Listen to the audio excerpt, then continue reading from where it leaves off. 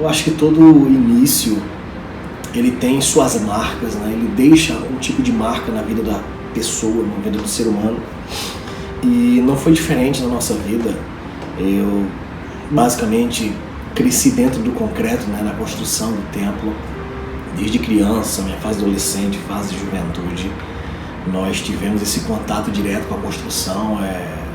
Sempre estava lá com meu pai, em momentos que estava todo mundo junto, em momentos que apenas estava ele mexendo na ferragem. A gente ficava até tarde na igreja e foi necessário. Foi uma época difícil, mas necessária para que hoje nós tivéssemos a condição de contar a história, de estarmos juntos. Vários irmãos participaram direta e indiretamente da obra. Vários deles deixaram sua marca na história da igreja e em nossos corações também. Amizades que nós levamos para a vida inteira. Obreiros, alguns que já se foram, outros que permanecem. Mas todos eles tiveram uma parcela de contribuição nesse trabalho. Seja de forma braçal, seja de forma cooperativa no financeiro. Mas todos tiveram um marco nessa história e um marco também em nossas vidas. O campo não é formado apenas por nossa família, mas na verdade é formado por toda a família madureira, todos os irmãos, cada um em cada congregação, seja na sede, seja na cidade de Canguaretama ou pelas várias cidades do RN que fazem parte da Assembleia de Deus, Ministério de Madureira, Campo Canguaretama, tem um pedaço também do nosso coração lá. São pessoas que contribuíram, são pessoas que se tornaram da família por estarem tão junto, tão perto. E não tem como a gente não lembrar. Não tem como a gente não citar, não tem como a gente não trazer à memória. Como a Bíblia fala, eu quero trazer à memória aquilo que me dá esperança. Então a gente às vezes passa por momentos difíceis hoje na obra e a gente para e olha para trás e vê que momentos mais difíceis tivemos no passado e em tudo Deus nos ajudou, Deus cooperou. Então os 25 anos não é apenas uma data para o campo, não é apenas um feliz aniversário para o campo. É uma história envolvida, tem marcos, tem pessoas, existem marcações nessa história que valem a pena ser citadas sim. A construção do templo, na verdade, ela foi um sonho iniciado, né? Foi a realização de um sonho de tirar do projeto e começar a executar e começarmos a desenvolver o projeto. E o que me chama a atenção é que foi um sonho iniciado no Rio de Janeiro, né? Com o meu pai, com o pastor Paulo Pereira, que hoje já dorme no Senhor, mas foi uma pessoa de fé. E toda a construção, todo o envolvimento que os irmãos tiveram foi algo muito especial na vida de cada um. Pessoas cresceram ajudando a construir, os filhos do pastor João Amaro, dentre outros colegas. Hoje alguns continuam e são obreiros no ministério, outros casaram, estão morando em outros estados, mas todos eles tiveram uma participação direta muito forte. Pessoas de outros campos também nos ajudaram de forma braçal, através de mutirões. E a inauguração do templo foi algo espetacular. Eu lembro que sentado, acho que no mesmo dia que ia ser inaugurado de manhã, a gente estava dando os acabamentos finais, limpando algumas coisas. E sentamos eu, meu pai, meus dois irmãos e acho que mais alguém estava lá, não recordo quem. E o sentimento que eu tive naquela hora foi assim, poxa, estou realizado. Mesmo sendo apenas um jovem, mas aquilo para mim fazia parte do meu ser. E logo depois, é claro, veio a emancipação dada pelo pastor Paulo Júnior, que assumiu a presidência da CADAB. E foi mais uma etapa da realização de um sonho. O pai dele tinha essa vontade, o pastor Paulo Pereira tinha essa vontade de emancipar, só que ele, acometido por algumas enfermidades da época em que a igreja orou muito, e o seu filho veio, assumiu a obra da construção lá também do Rio, que a catedral deles ainda estava sendo construída, deu continuidade, inauguraram, e posteriormente, alguns anos depois, ele veio para cá, para o Rio Grande do Norte, para poder dar a emancipação nossa e a emancipação também do campo Nova Cruz. Então, cada pessoa montou um pedacinho do quebra-cabeças.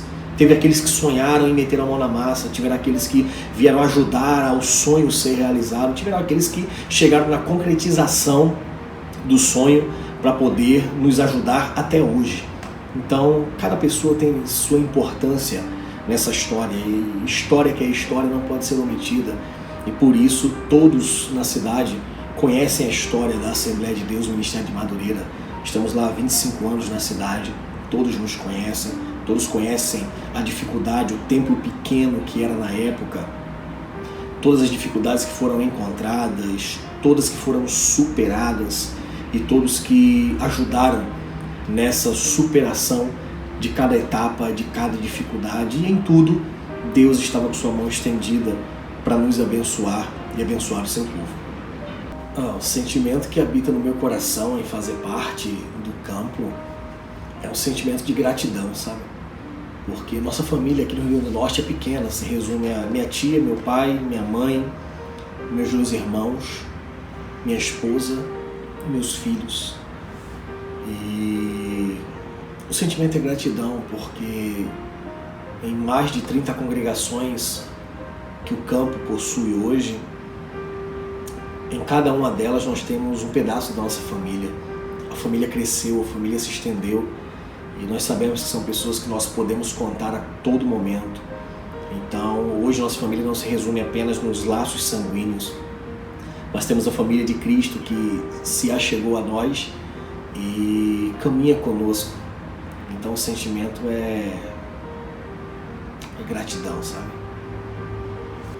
Os cargos que eu já ocupei, na verdade, todo o meu crescimento ministerial até chegar ao cargo de pastor foi dentro do campo, né? Então, fui auxiliar de trabalho, fui cooperador, fui diácono, presbítero, evangelista, até chegar ao pastorado, e passei, eu acho que por todos os cargos que existem dentro da igreja. Fui baterista, aprendi a tocar guitarra, aprendi a tocar teclado, contrabaixo, fui de banda da igreja, cheguei a cantar também, mesmo com essa voz um pouco rouca. Iniciei a vida ministerial pregando aos 16 anos. Em relação a cargos de departamento, fui vice-líder de mocidade, fui líder da mocidade local, fui vice-presidente da mocidade do campo, fui presidente da mocidade do campo, até que Deus nos abençoou e eu fui o primeiro presidente estadual de mocidade pela convenção. Tive essa honra de ser o primeiro a entrar no estatuto e formar esse grupo, que na época fui ladeado por grandes homens de Deus, pastor Robson, pastor Jean, a pastora Glória do Campo Natal também fez parte, somou muito, cada um deles me deu a chance de aprender, de crescer. Então, poxa, foi espetacular, sabe? O crescimento da obra, a gente acaba aprendendo de tudo um pouco, e eu tive esse prazer de crescer na obra e ser participante de tudo que a obra pôde me oferecer, e ser incentivado pelo meu pastor presidente, que é meu pai. Então tive esse incentivo duplo e também uma cobrança dupla, porque do pai, sendo pastor, você recebe uma bronca e corre o risco também de levar uma tapa, né? Então tem esse liame que é muito subjetivo. É uma cobrança muito grande ser filho de pastor, porque ninguém te olha como um membro qualquer. Então a gente já cresce dentro daquela pressão, é filho de pastor, tem que dar o exemplo, tem que isso, tem que aquilo. Então é uma cobrança muito forte em cima disso. Isso nos ajuda a crescer, mas isso também às vezes atrapalha um pouco no crescimento. E é natural que os filhos de pastores, ou ele ama muito a obra, ou ele não gosta de fato da obra. E graças a Deus, na nossa família, Deus nos concedeu a oportunidade de aprendermos a amar a obra de Deus e se dedicar dentro dela. Os fatos que marcaram minha vida ministerial estão sempre relacionados ao campo. Eu acho que o que mais marcou minha vida, não só minha vida, mas de minha esposa também, de minha família, foi quando nós fomos assumir a congregação de Caicó, nossa primeira congregação, recém-casados. A gente estava ajudando lá na obra da igreja, a gente estava pintando, fazendo uma reforma, e de repente o nosso pastor, presidente, meu pai, virou e disse: Josias, corre para casa porque eu consegui o caminhão de mudança, você vai estar sendo enviado para Caicó. Eu falei: tá bom. Eu acostumado na obra, minha esposa não. Minha esposa, quando chegou em casa, ela começou a chorar, caiu no desespero, porque não deu tempo dela ir se despedir da família dela, não deu tempo dela correr atrás dos parentes, só deu tempo de ligar e dizer: ó, tô indo embora para Caicó. Mas foi uma experiência incrível para a gente ministerialmente, porque nós fomos para uma cidade difícil, onde o evangelho é muito difícil de evoluir. E eu lembro que o esposo da Alice Maciel, Vanderlei, em uma conversa com ele pelo telefone, eu falei: pô, Vanderlei, eu tô em Caicó. Eles na época tinham saído de Parelhas para morar em Recife, que eu acho que até hoje residem lá. E ele diz: poxa, teu pai ou gosta muito e acredita muito no teu ministério, ou tu fez uma raiva muito grande para ele te mandar para aí. Porque realmente é uma cidade muito difícil, mas nós somos lapidados no machado, entendeu? Nós crescemos debaixo da pancada que o campo dá. Então, eu também não posso dizer, não, assumi uma igreja, o meu pastor me deu uma igreja boa. Nunca pegamos uma igreja que não tivesse passando por algum tipo de problema. Nunca substituímos um pastor quando a igreja estava em paz. Sempre quando éramos enviados para alguma congregação é porque havia tido algum tipo de problema e a gente estava lá para poder ajudar a solucionar. Na nossa cabeça, às vezes 4 meses daria para resolver, a gente passava 1 ano, 2 anos, mas em tudo Deus nos deu sabedoria para que pudéssemos ter bagagem na obra, porque quando você pega tudo pronto é muito fácil, mas o bom é quando Deus vai te ajudando, te ensinando passo a passo a você aprender a resolver os problemas. Quando chegamos em Caicó não foi diferente. Em 2 anos, 4 pastores haviam passado por lá e enfrentaram dificuldades e saíram. E a gente pensava que não ia durar 6 meses. E Deus nos abençoou, nos agraciou, que passamos 3 anos, 3 bons anos lá naquela cidade. E eu acho que o maior marco ministerial na minha vida, a experiência, foi essa, porque foi a primeira e foi assim, o que Deus resolveu nos ensinar na obra. O que eu sinto quando participo das reuniões do campo é um sentimento de aprendizado. Seja quando nós estamos ao microfone passando alguma coisa para os obreiros, seja quando nós estamos sentados ouvindo alguém, é sempre um aprendizado. A gente aprende ensinando e a gente aprende sentado também. Não tenho vaidade alguma em dizer isso. Eu sei que existem obreiros no campo que têm um conhecimento muito maior do que o meu, muito maior, mas nem se compara. Não vou citar nomes para que não venha cometer o pecado de esquecer alguém, mas tem obreiros que eu tenho uma admiração, poxa, assim, fenomenal. Obreiros que têm um destaque de Deus na vida dele. Então eu gosto de sentar para aprender com os obreiros do campo, com obreiros de outros campos também, mas especialmente do nosso campo, porque é da nossa casa. São quem devem ser valorizados a cada dia por nós que fazemos parte desse campo. Então, eu me sinto muito feliz quando participo das reuniões, porque a gente aprende muito. Olha, aos 25 anos, sob a liderança do meu pastor presidente, o que ele representa para mim, na verdade, é suspeito de eu dizer, porque eu sou filho, né? Mas tirando essa imagem do filho e colocando a imagem apenas do obreiro, representa para mim liderança, representa para mim uma expectativa. O meu pastor presidente, ele é alguém que sempre incentivou o ministério do jovem, sempre incentiva os jovens a estarem à frente de alguma coisa, seja de um departamento, seja de uma congregação.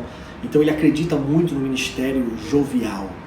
A juventude é o maior foco de investimento do nosso pastor, porque a juventude é o amanhã da igreja. E se nós tivermos a hombridade de aproveitarmos essa chance que nos é dada, poxa, quantos jovens desacreditados, até mesmo alguns, tiveram a mão estendida, aproveitaram a oportunidade, hoje são bons dirigentes de congregação, são líderes, são pessoas que fazem diferença. Então, tudo depende daquilo que você pensa. E eu acho que a frase que resume, para mim, esses 25 anos, é uma frase que o nosso pastor presidente, ele sempre cita, e é a frase que está, na verdade, estampada lá na igreja, na parte de cima, naquele banner. Até aqui nos ajudou o Senhor, porque sem Ele, queridos, nada do que foi feito, nada do que foi erguido teria sido de fato concretizado. Somente Deus. Então, até aqui nos ajudou o Senhor, vivemos debaixo de milagre, vivemos debaixo da unção de Deus e em tudo nós glorificamos a nosso Deus.